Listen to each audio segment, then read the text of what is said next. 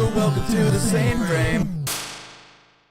And what's up, guys and gals? Welcome back to another episode of the ZaineFrame. Welcome to the Mega Man 8 Dicking Around episode. Yay! I'm dicking around! We're gonna get a bunch of old crazy shit! Yay! Everybody's happy! Okay. Anyway, Jack and I have been talking about some shit off camera, so Jack, would you mind starting this shit while I choose Tinkerman? We've been talking about a lot of shit off camera, ranging from basically horror. God, FNAF. Yeah, actually, the we started talking about FNAF and then it went into Hellraiser. Yeah. So what we were talking about is that it's, well, for anyone who's unfamiliar with it, Hellraiser is a particularly successful 80s, 90s horror Oh, trust film. me, it went to the 90s. Yeah, it's a horror film genre, well, Yes. not genre, but Series. thank you. Where, like, the first one was good and the others sucked balls. And that's actually the point of contention that I have with Zane right now, and not because I think the following ones were better, but rather Hellraiser 1 was based on a short, a novella that was written by the same person who directed Hellraiser 1. Clive Baca. Correct. Clive Baca's Hellraiser by Clive Baca. Yeah. Any Zero Punctuation fans in the his house? Oh, there it is. All right, cool. That's I fucking love Yahtzee just because he's like He's the most sarcastic bitch ever. relentlessly sarcastic. Yes. So in a way only the Brits can do. Oh yeah. So That would have been a great segue for Brexit, but fuck it. yeah, We're talking about horror right now. We've touched on that. We can get to that later. Speaking of horror, Brexit. Oh damn it! There are so many good segues with that. Okay. Anyway, Hellraiser, Hellbound Heart. To make it short. We got a lot of dicking around to do. Well, no, I can actually sum this up pretty quickly. It's my disagreement with what you're saying about the original Hellraiser is that in the Hellbound Heart, as written by Clive Barker, the Cenobites actually had a code of conduct that they adhered to, and that it's like, okay, cool, we're gonna act like this, and this, which is accurately reflected in the hospital scene in Hellraiser, in that Pinhead shows up and that's when he makes the deal with the girl. He's like, okay, if you can actually show us the man who escaped, which is like the brother of her father, so her uncle. Yeah. If you can actually bring your uncle to an us. asshole. Oh, he's a raging asshole. That's the thing about Hellraiser, is that the villain of fucking Hellraiser is not the Cenobites, it's that fucking uncle. Well, no, that's the thing. The villain of Hellbound Heart is not the Cenobites, it's the uncle. No, it is not. Alright, fine. And allow me to make my point as to explain why. So, the hospital scene happens, she goes back to her family home, and it's actually kind of interesting because even though the Cenobites are extra-dimensional entities, they can't really see through the things that are going on in our dimension. And anyone who's seen Hellraiser... So they're not clear on something. Well, no, it's... See through. Okay, I was like, I know you're trying to make a pun, but I didn't see it, so, okay. So, you didn't see it. There's something else to be made there. Oh, Jesus, tap dancing Christ.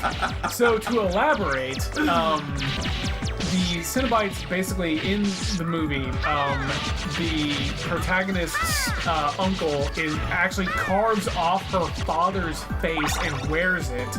You're talking about the movie, right? Yes. Yeah. It happens in the movie and it happens in the novella. Okay. But this actually works. And and everything I'm saying is actually compatible between the novella. Well, no, it's compatible between the novella and it's compatible between the movie. Also, speaking to the Cenobites being stupid, it's entirely possible they just can't understand properly because they are technically extra-dimensional entities and they may not be able to... God damn, do I love that word. ...perceive on our third-dimensional level. Extra-dimensional is just like the best word. Words. So... That's like your catchphrase at this point, but, I mean, like... Well, words is my shorthand for I have things to say about that, but I'm trying to say something else right now. Okay. So, in the movie... the protagonist reveals that her uncle has literally killed her father and carved his face off to wear it, a la Hannibal Lecter. And once she reveals that, the Hannibal Cenobites Lecter go... wouldn't be that crass. No, he straight up does that in order to escape prison. He actually kills one of the guards and carves his face off and actually goes in. Silence of the Lambs! I remember that. Anyway. I thought he just fucking escaped from Silence of the Lambs. Well, no, that's how he escaped. But anyway. So the protagonist finally gets her uncle to admit it out loud. He's like, yes, I killed him. I'm wearing his face. The Cenobites over here. And then the Cenobites, being extra-mental entities, hear that and go, you're fucking done, here we go. And they go to capture him. And this is where the novella and the movie differ. Because in the novella, they recapture her uncle, and that's the end of it. They're done. In the movie, they capture her uncle, and then they decide to go ahead and try and recapture her. And that's the problem I have with it, is that they're basically acting as unnecessarily evil for the point of being evil. I forget, did she do the thing with the puzzle box? That was in the hospital. She solves the puzzle box in the hospital, which is how she makes the deal with Pinhead in the first place. Wait, but doesn't that bind her to the fucking thing? That's what he says. He shows up and says, it doesn't matter what your intention was. The fact of the matter is you solved the puzzle box, you have completed the quote-unquote contract, therefore I'm doing what I'm going to do. And that's the same between the novella and the movie. He does the exact same thing in the novella, and he's like, so what's your gripe, then? My gripe is that at the end of the movie, in the end of the movie, they show up and try to take her back to the Cenobite dimension.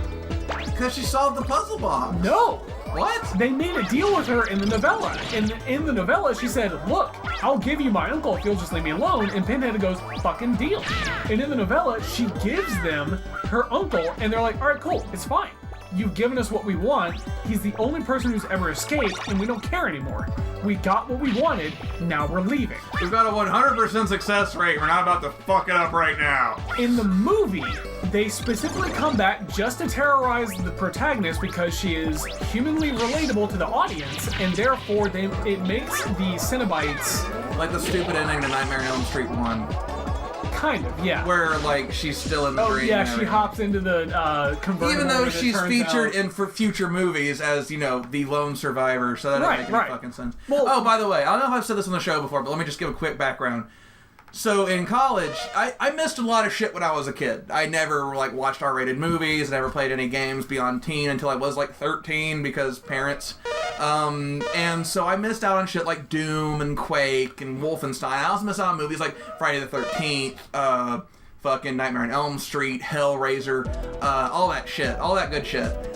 Texas Chainsaw Massacre. Ooh, yeah. So in college, when I had both money and a computer,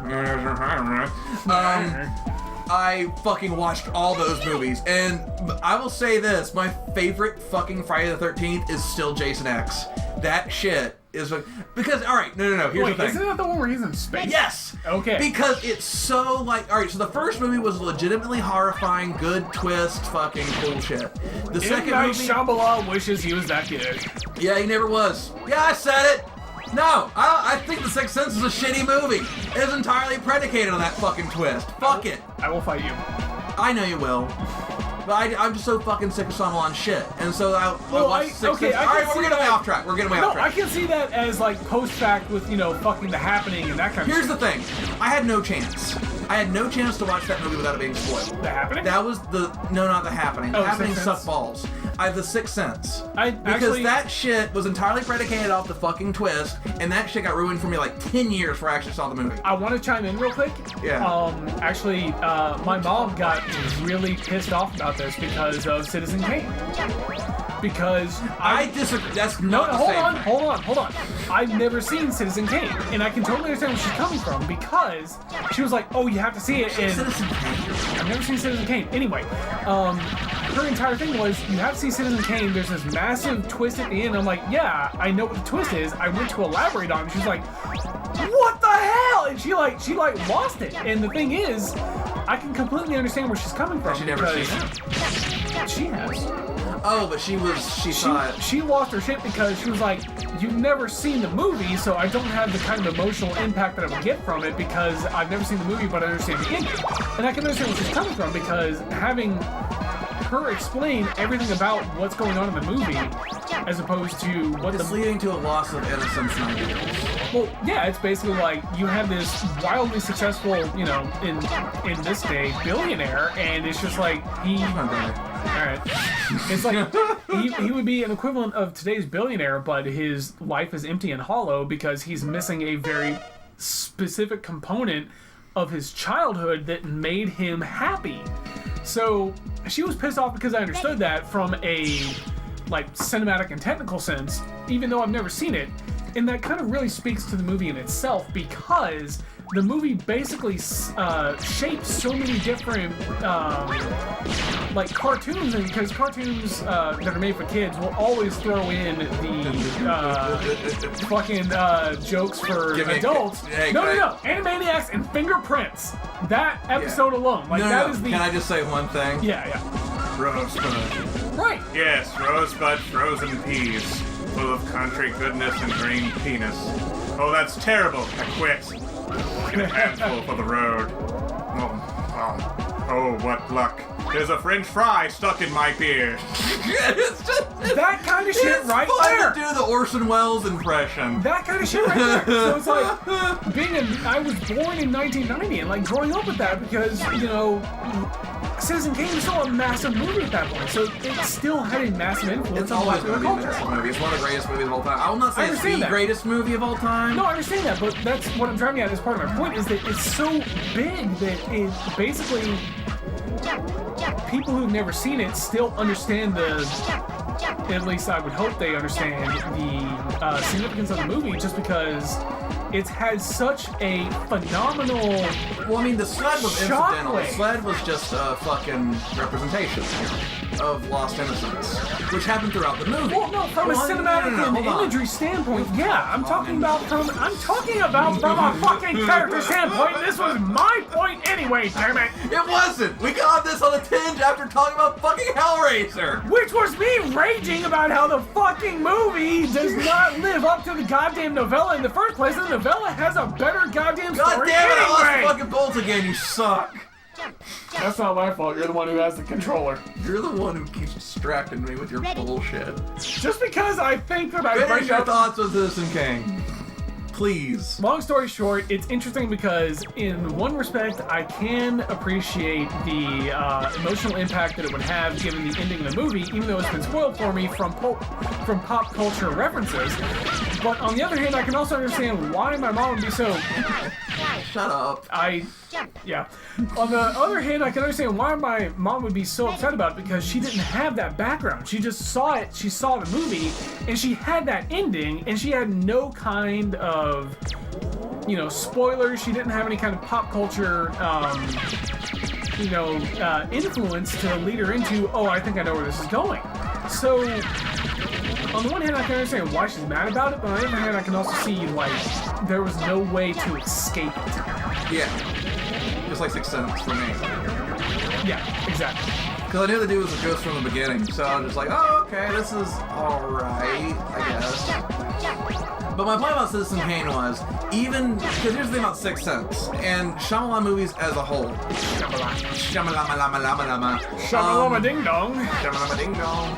Is that the twist is everything. The twist is like, oh, what the fuck? Which I would say only applies to maybe 2 of his movies. Unbreakable. Sixth Sense and Unbreakable, yeah. Yep. Now, That's here's the other thing, one. is that even if you know Rosebud is the sled, Citizen Kane is about the fucking journey. It's about how he got to be like he is. Even if you know it's the sled, who gives a fuck? You still see the rise and fall of Charles Foster Kane. That is the fucking point of the movie.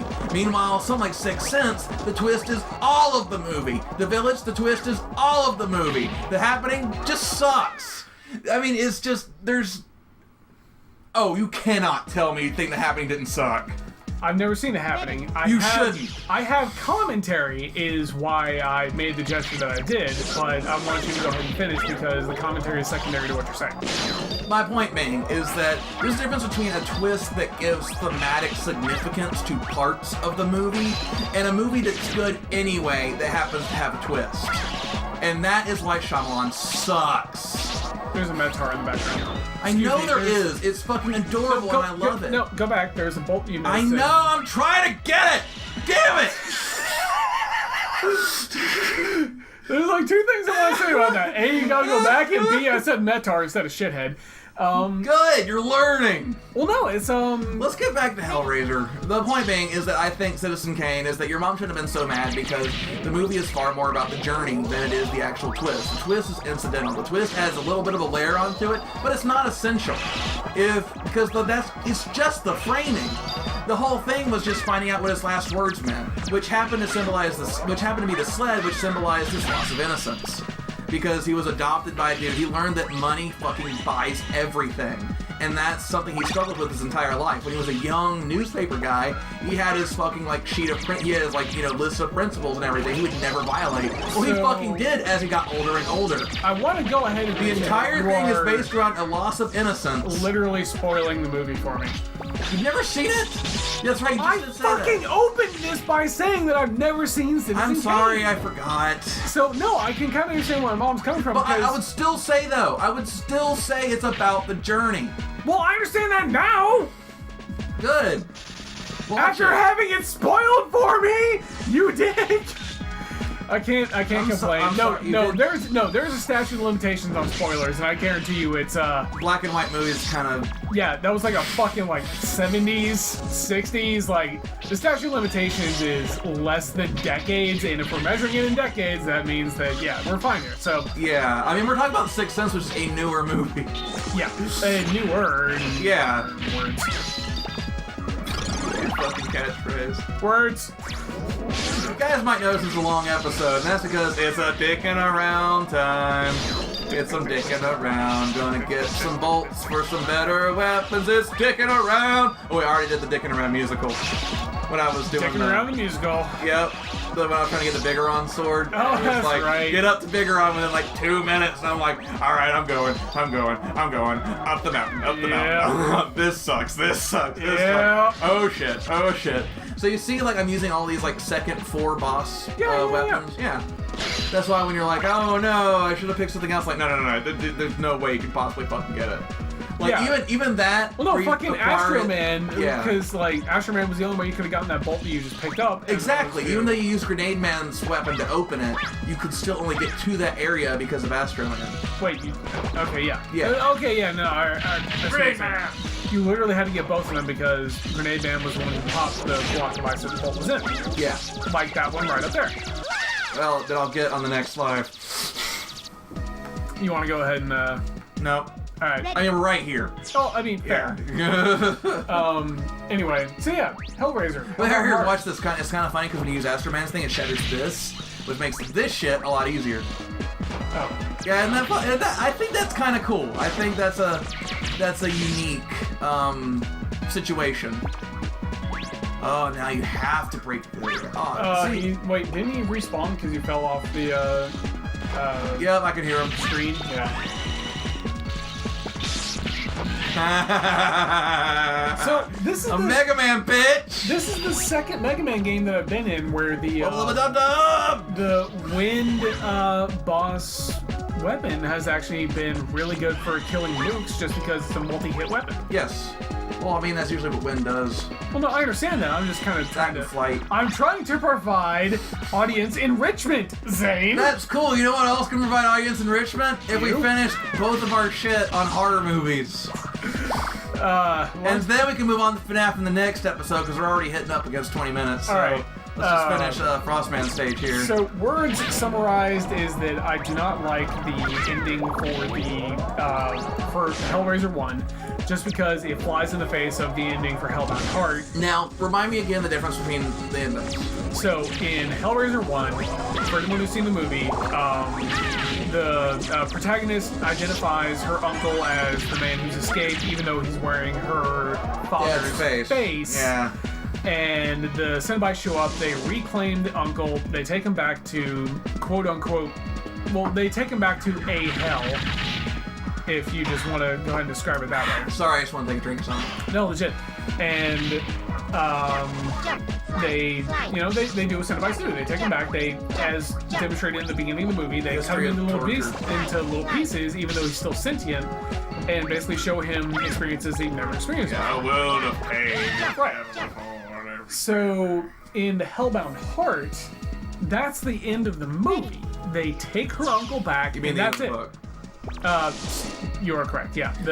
Wait. So your argument is that I hate how it was characterized that the Cenobites in the movie were unnecessarily antagonistically evil, whereas in the novella they had rules and operated within those rules, and even though they were incomprehensible to a human mindset, they still had rules to adhere to. Because human beings avoid pain. Well, it doesn't matter. The fact of the matter is, the Cenobites were like, okay, you did this thing, this is how we operate, we're done. Whereas in the movie, they're like, okay, we did this thing, but now we just want to torture you more. So yes, they are sadistic in like the hardest definition of that, and I understand that makes them a very, very scary, terrifying, extra-dimensional force that you really can't fight against for the movie. I have a counterpoint. He broke the rules. Maybe that was... Yeah, he did. So maybe that was their punishment for breaking the rules. No, that's the thing. They didn't punish him, they punished her. That's the end of the movie, is them trying to drag her back into the same dimension as the uncle. That's the problem I have, is that she solved the puzzle box and she made a deal with Pinhead and said, look, I didn't want this, and if I can do anything to make this not happen, I'll do it. And that's when Pinhead goes, fine, bring your uncle back to us and we're even. And then, but in the movie, they're not even. In the movie, right, she brings their uncle back to him, she proves that it's her uncle, they drag him back to Cenobite Dimension so they can continue to be sadistic torturers, and then they still try to drag her into that same dimension. Whereas in the book, they go, yeah, fucking done. Deal. We're done here. You did what you said you were gonna do, and we have to adhere to this because that's how the fucking puzzle box works. To which I pointed out, something good. Yeah, I got an extra life. Well, I'll think about what I pointed out next time on the ZaineFrame. This has been a very long episode. Next time, Dicking Around Part 2.